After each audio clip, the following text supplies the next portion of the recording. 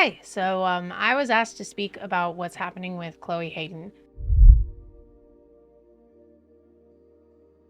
For those of you who don't know who Chloe Hayden is, she's a very large creator in autism advocacy on Instagram and TikTok, I believe also here on YouTube, and she's also an actress in shows like Heartbreak High. The situation that I've been asked to speak on is that the other day she was asked on her story how she feels about the autism leveling system. And Chloe responded, "It's literally just another way to continue to use functioning labels, which is another way of using the term Asperger's or autism, which is inherently wrong, inherently evil, and rooted in Nazi ideologies and eugenics. Also, simply, functioning labels do not and cannot exist." She also went on to clarify in her apology that her critique is mostly because she doesn't feel as though it acknowledges that an autistic person's level of support may change and fluctuate throughout their life, thus leading to an invalidation of support needs. And there are so many problems with this situation. First off, the diagnostic criteria does actually state that your autism level can change over time. That is actually written within the DSM-5 TR. It reflects that these can change over time and often do. You can develop more support needs over time, or you can develop less support needs over time. It happens. And I think it's important that we remember that while terms like high support needs or low support needs are very neuroaffirming and better than functioning labels like high or low functioning, they're still not specific enough to fulfill the need that the autism level labeling system fulfills at this present moment. Because the term high and low support needs doesn't really always reflect all autistic people. I know a lot of level 2 autistic people have felt extremely invalidated because their support needs are significantly higher than autistic people who identify as lower support needs, but they're not as high as autistic people who are higher support needs. And getting rid of the high or low support needs criteria just kind of really fucks over high support needs autistics the most. Autistic people with higher support needs make up over a third of our population, and yet they are the most silenced out of any group within the autism community. And yet they are silenced by the rest of the autism community. And it's because of things like this. And I don't think Chloe is a bad person for any of this. Please do not use this as an excuse to attack her or to say any sort of vile things. I do genuinely think that Chloe does great work with her activism. This is just an example where she may have gotten it wrong, and that happens to everybody. And I think that this happens to a lot of us lower support needs autistic people because of the fact that we feel like people saying low support needs or level 1 means no support needs. And so when you're constantly hearing your whole life that your support needs aren't there and that they don't matter, and you're constantly being gaslit, I would understand why we all kind of dip into that, like, no, we all have support. We are all autistic. We all got to stick in this together. And with the acknowledgement of Aspie supremacy, I can especially understand why Chloe Hayden would feel particularly responsible to call out Aspie supremacy, not only because, one, I do genuinely believe that she very much does try to call out Aspie supremacy when she sees it, but she also is trying to show how much she's grown since her Princess Aspian days, where her username online was Princess Aspian. I think those of us who are larger creators on TikTok and Instagram who have been there for a while kind of feel the need to prove how much we've grown. And again, that can sometimes lead to us making mistakes. And I do genuinely feel as though this was a mistake. What's not a mistake, however, and this is not me holding Chloe accountable for this, what's not a mistake is the level of people who have taken this as an opportunity to attack autistic people who call out this mistake. My friend Sienna on Instagram and TikTok made a post about this, as did my friend Caligirwa, both of whom have received some of the most vitriolic comments and messages I have ever seen. And this is because Sienna is a high support needs level 3 autistic, and Caligirwa is a Black autistic woman. I am not asking Chloe to hold herself accountable for her followers. I do not feel like that's an appropriate ask. she is not responsible for what like 500,000 people do. That would be an impossible thing to ask for her. I think that she has encouraged any of this. I really don't. However, I do hope that Chloe is able to hear that this is going on and tell her followers that that's not cool.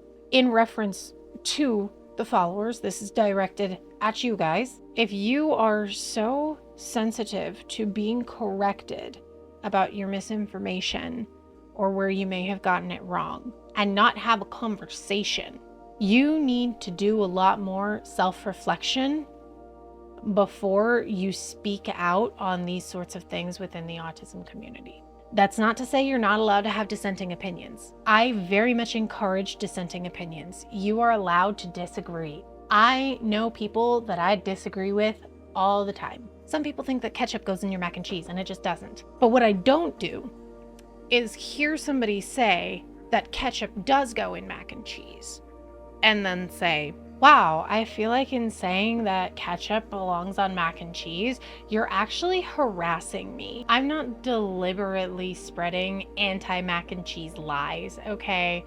I'm just saying that ketchup doesn't belong in mac and cheese. And we still need imperfect advocates like me who advocate for mac and cheese. Yes, this was a really ridiculous exaggeration, but that's actually verbatim one of the messages that was sent to my friend Callie.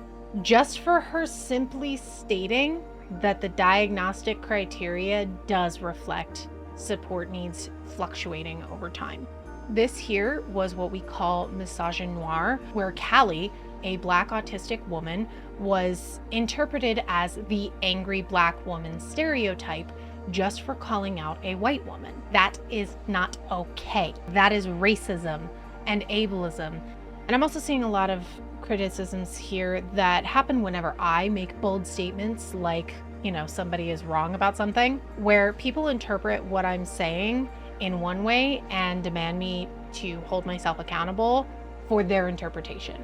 I'm seeing that happen to both Callie and Sienna, and also the other people who have called out Chloe for being wrong. I'm going to implore you guys, when you see your favorite content creator being called out, or you just see any sort of video that maybe shows you might be in the wrong about something, if it makes you feel uncomfortable, I want you to sit and reflect on what was said. Even if you have to go through a transcription, read the transcription and reflect on what was said. Not what you interpreted, what was said. And if that continues to make you feel uncomfortable, you can always ask and state, this was my interpretation, is that what you intended? Because especially with autistic people, we have a tendency to say things point blank and not understand the many ways in which we can be misinterpreted, which leads to a lot of us being triggered by misinterpretation of our words. I'm sure that any autistic people watching this probably have some sort of experience with this phenomenon. So I ask you why you would not give the same grace to other autistic people, because it is not fair to Callie, to Sienna, any of these people who have talked about Chloe. It is not fair for you to just assume that by them calling out where she was wrong, that means they're yeeting her into the sun or demonizing her. She was just wrong in this case. And that is okay.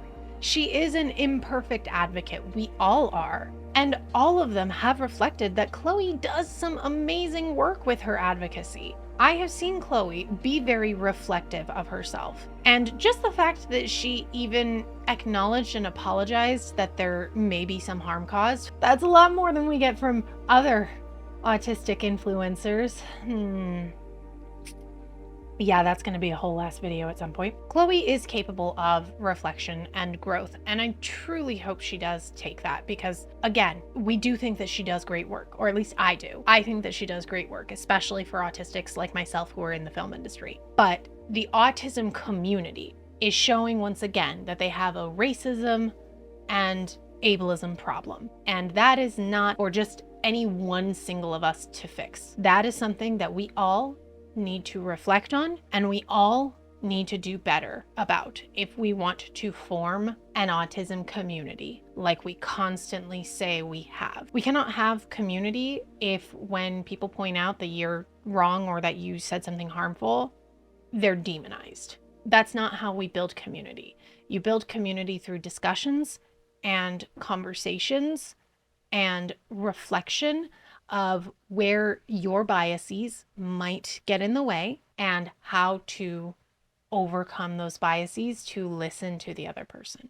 So yeah, those are my thoughts. Thank you for listening.